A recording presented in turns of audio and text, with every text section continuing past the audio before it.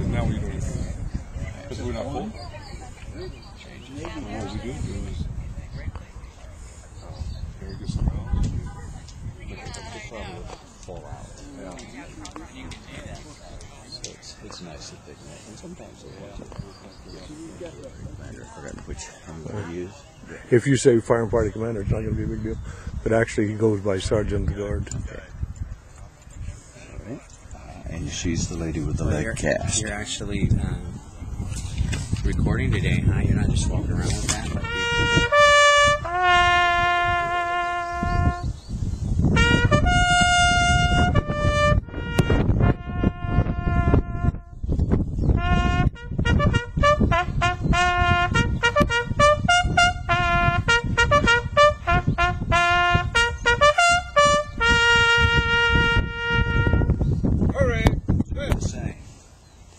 Today we're here to honor such a one, to remember him because he deserves to be remembered and honored.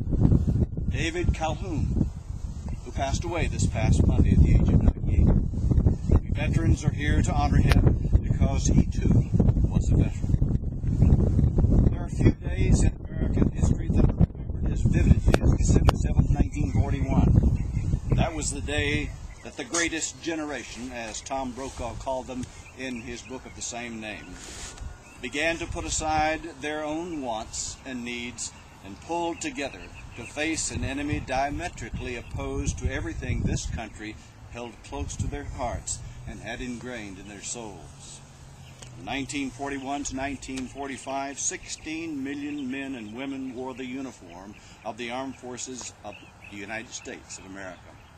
Millions of them stared death in the face in places like Anzio, Bataan, Guadalcanal, Iwo Jima, Omaha Beach, in the skies over Japan, France, and Germany, and on all of the 7 seas.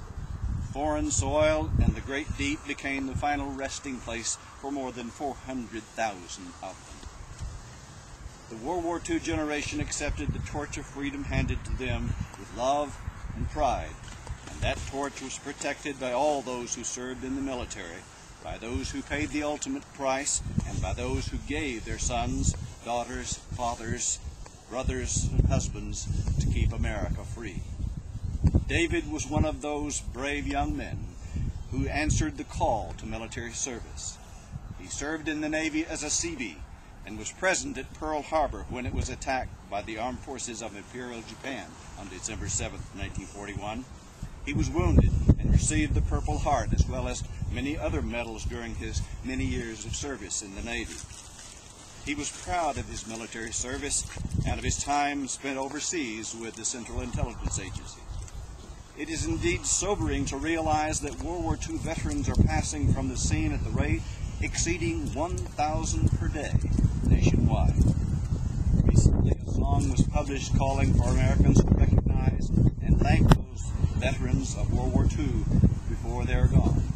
It was written and performed by a Florida physician after a chance encounter with one of these heroes at a grocery store checkout counter. Although it is not very good poetry, it nevertheless delivers a poignant message for all of us. You leave us blessed with every breath that cost you arms and legs and death. You won the worst and greatest war. We owe you more. We owe you more. We thank you for your wondrous feats, for open speech and quiet streets, for worship as we choose to pray, for preservation of our way. Before you go, we need to show that in your silence we still know what you accomplished and what you did, for who we are and how we live. So go in love, with wives and sons and daughters, for a job well done. For kids who've never seen a tank, we give you thanks. We give you thanks. The honor team will now render the traditional military salute to a fallen comrade, which consists of a 3-volley rifle salute, followed by the playing of taps. Please stand if you're able during the playing of taps. Veterans, you may render the hand salute, and all others place your right hand over your heart. After the playing of taps, you may be seated. because then the flag will be folded by a representative of the Navy and one of our team members. Let me caution you that the rifles are very loud and they're going to be firing right over your head. On guard. Post.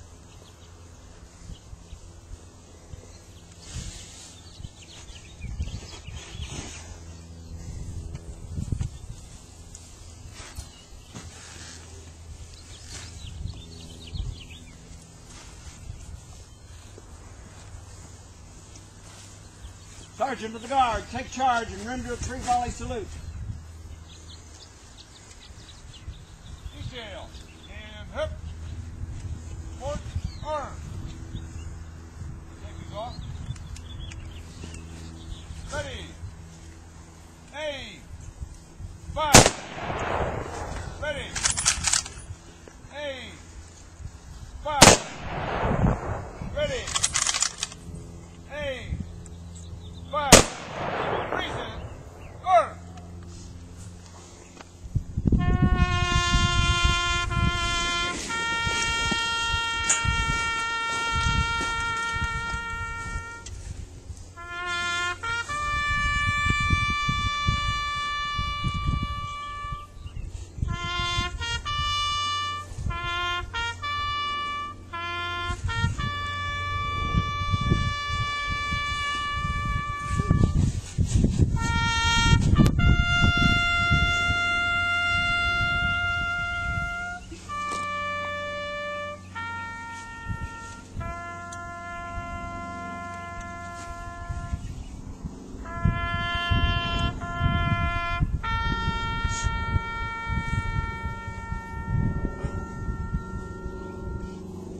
Order.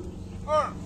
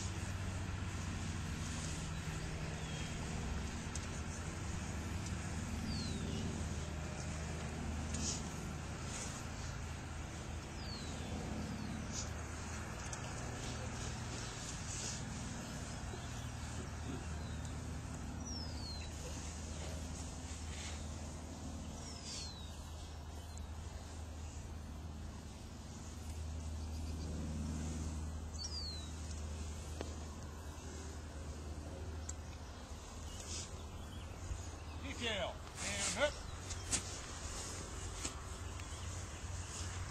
Port arm.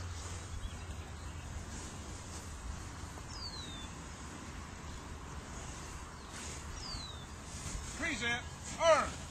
On behalf of the Commander-in-Chief of the United States Armed Forces, this grateful nation, and a proud Navy, please accept this American flag as a symbol of appreciation and in honor of your father's faithful and honorable service to our nation.